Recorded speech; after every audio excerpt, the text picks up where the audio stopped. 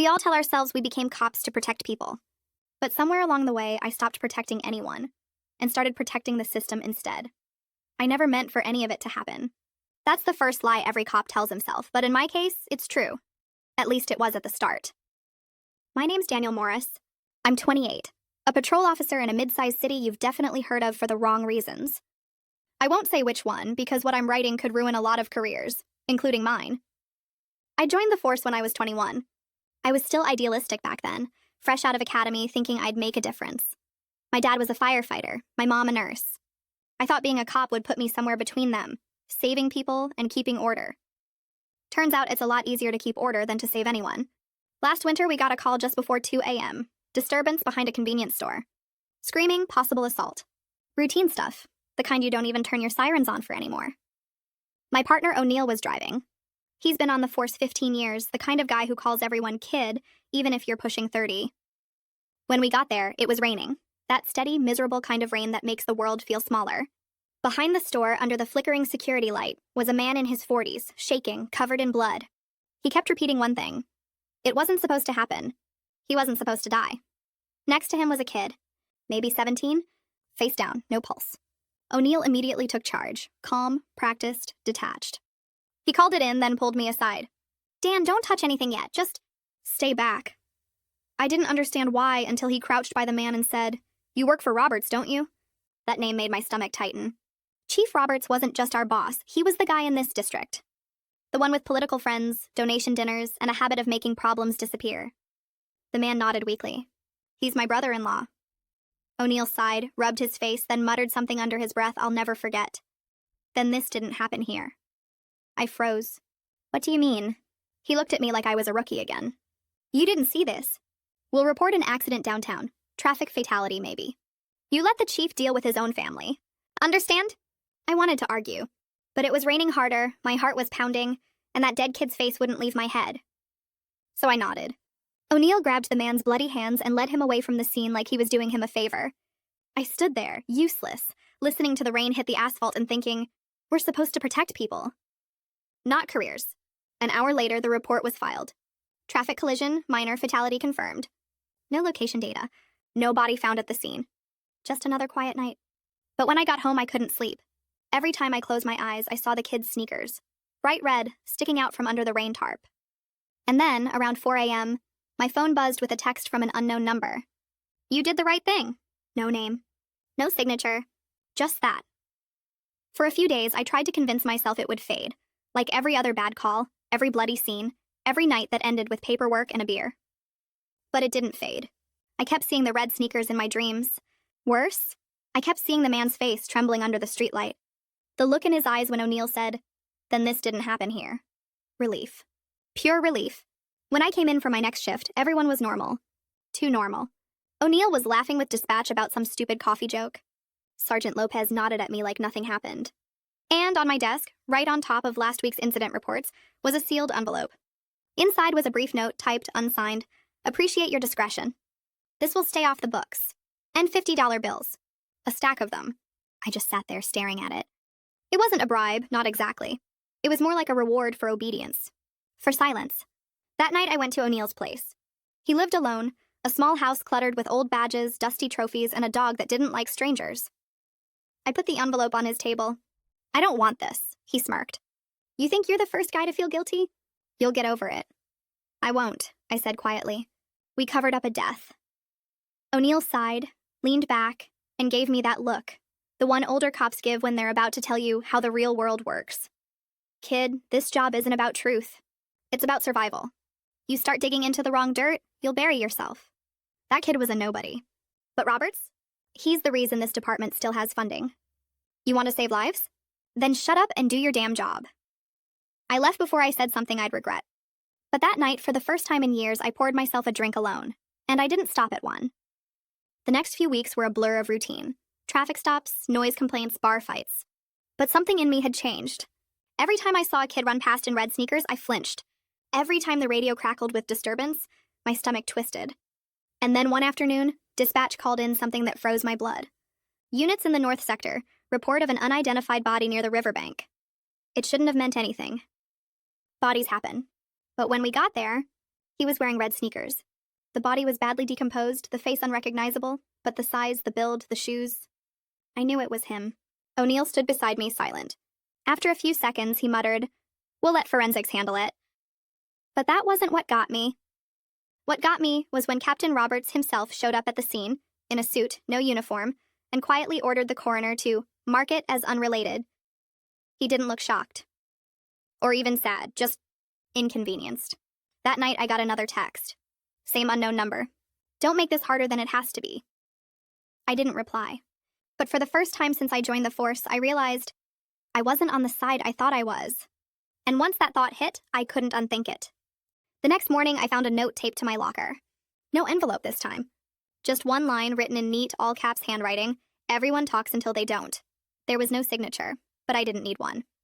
When you've been on the force long enough, you learn to recognize tone. This wasn't a prank. It wasn't even a threat. It was a warning, the kind that comes from someone inside. I took it down, folded it, and put it in my pocket. Then I realized my locker was locked when I left last night. O'Neill acted like nothing was wrong. He greeted me with his usual grin, asked if I'd gotten any sleep, slapped my shoulder like we were still partners. But something about his eyes had changed. He wasn't looking at me anymore. He was watching me, like a man waiting for someone else to make the first mistake. We rode together that day. Routine patrol, traffic stops, domestic calls. The silence between us felt heavier than the bulletproof vests. Around noon, we got a dispatch about a disturbance near the old bus depot.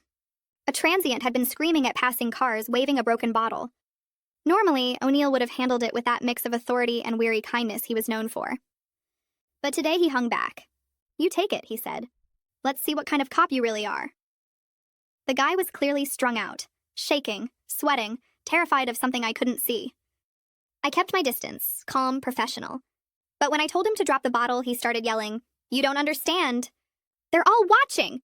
They don't let you leave." And before I could react, he smashed the bottle against his own arm, slicing it open. O'Neill didn't move.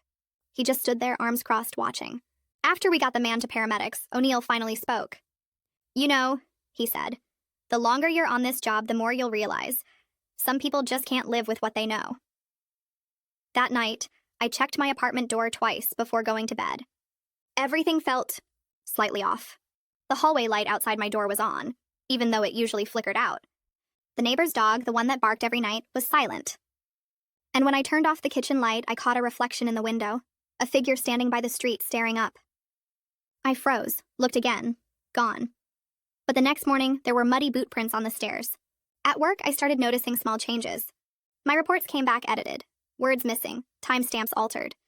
Emails I never wrote appeared in my sent folder, all short and vague. Confirmed. Keeping quiet.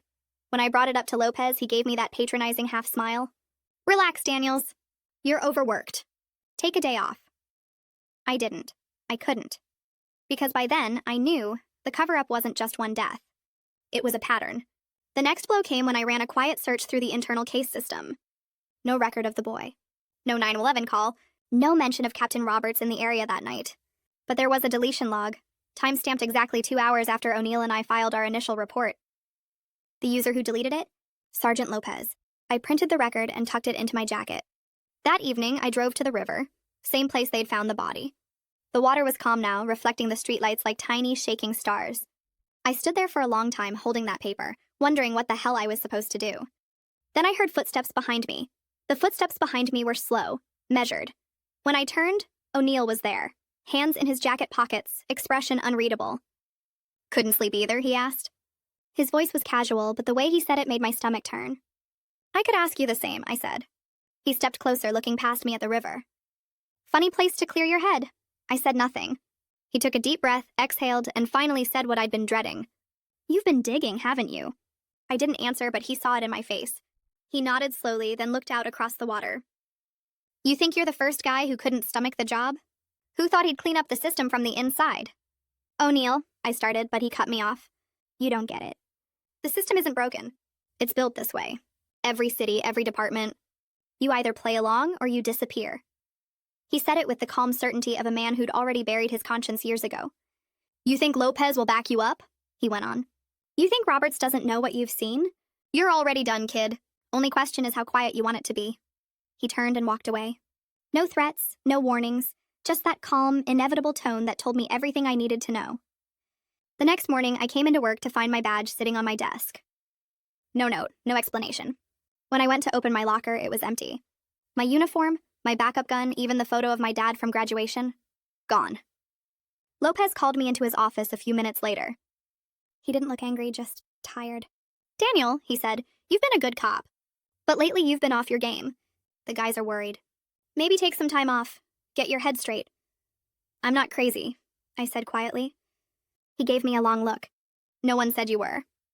But when I got home, there was a voicemail waiting for me. A woman's voice, robotic, too calm to be human. "This is a courtesy notice from the department. Your mental health evaluation has been scheduled for Monday, 9 a.m. Attendance is mandatory." They weren't firing me. They were setting me up to erase myself. Over the next few days, things escalated. A letter from HR said I was under review for misconduct. My apartment door was unlocked twice when I came home. My phone calls started dropping mid-sentence, always right when I mentioned the case. And then came the message that broke me. It wasn't a text this time. It was a printed photo, slipped under my door. It showed the kid's body. The same red sneakers. Only this time the timestamp wasn't from that night. It was from 2 days ago.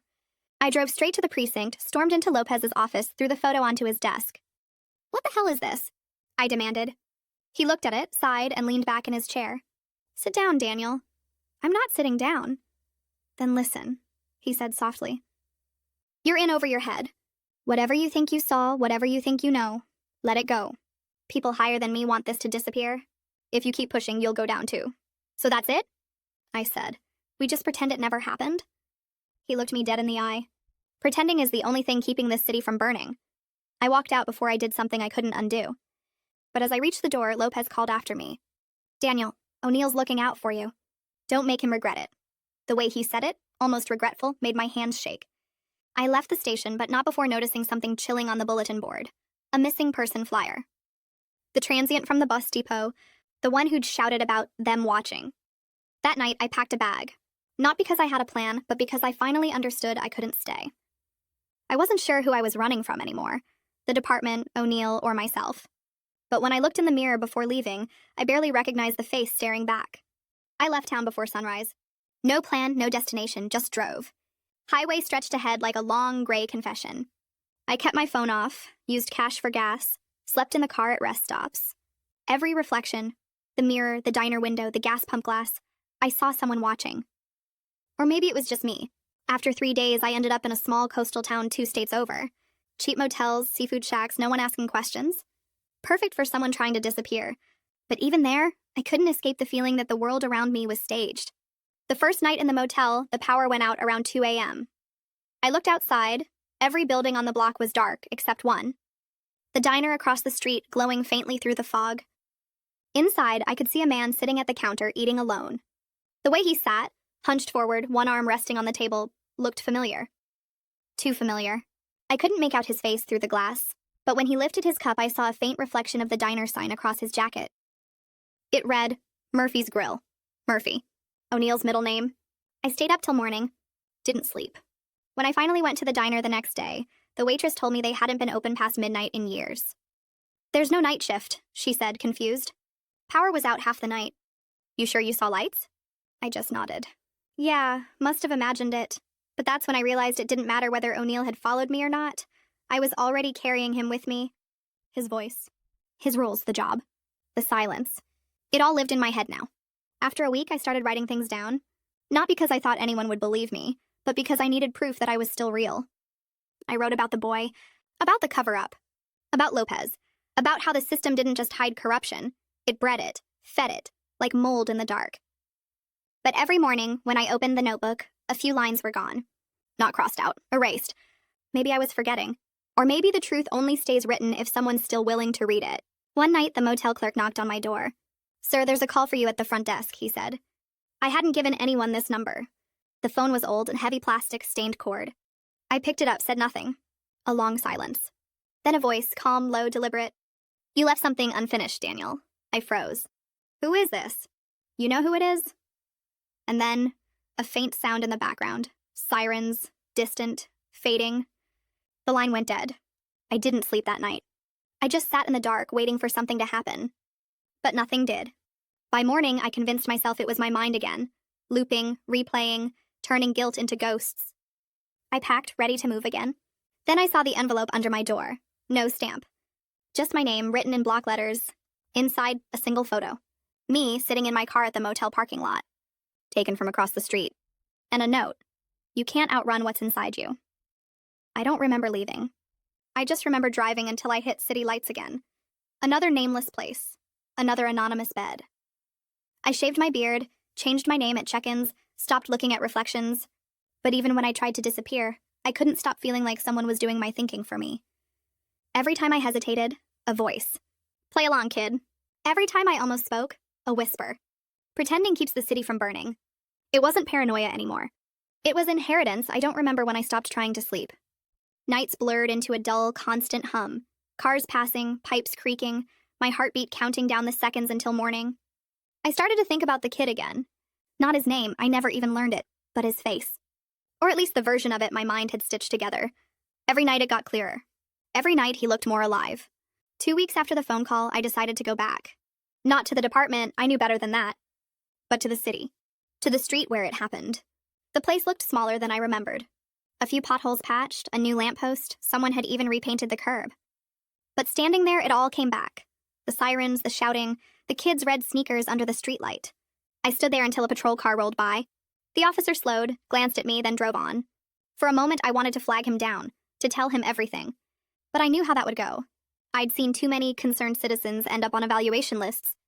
So I did the only thing left that made sense. I pulled out my notebook. There were only a few blank pages left. I started writing everything again. Names, dates, what we'd done, what they'd covered. But as I wrote, my hands started shaking. Because halfway through, I realized I didn't know what was true anymore. Had I seen Roberts that night? Had the boy really been alive when we left? Had O'Neill even followed me to the motel, or had I built that out of guilt? Each line I wrote felt like a confession and a lie. I ended up back at the river. Same spot, same silence. The city hummed quietly in the distance, sirens somewhere far off. Maybe real, maybe memory. The water looked black under the bridge lights. I thought about throwing the notebook in, letting the current take it. But then I realized it wouldn't change anything. Whether the truth sank or floated didn't matter. It was still mine. It was still inside me. I heard footsteps again, slow, deliberate. For a second, I thought it was O'Neill. Then I thought it was the boy. Then I stopped caring who it was.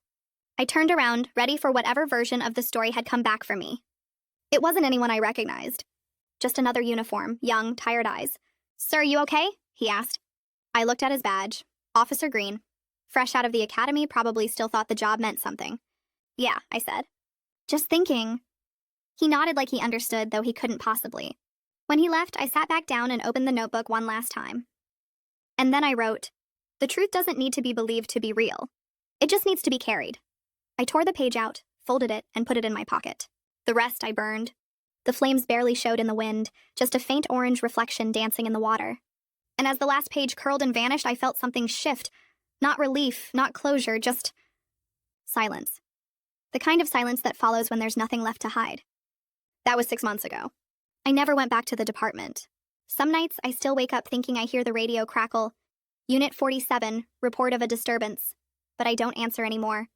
I just lie there, waiting for the sound to fade, and wondering if maybe O'Neill was right all along. That pretending really is the only thing keeping this city from burning.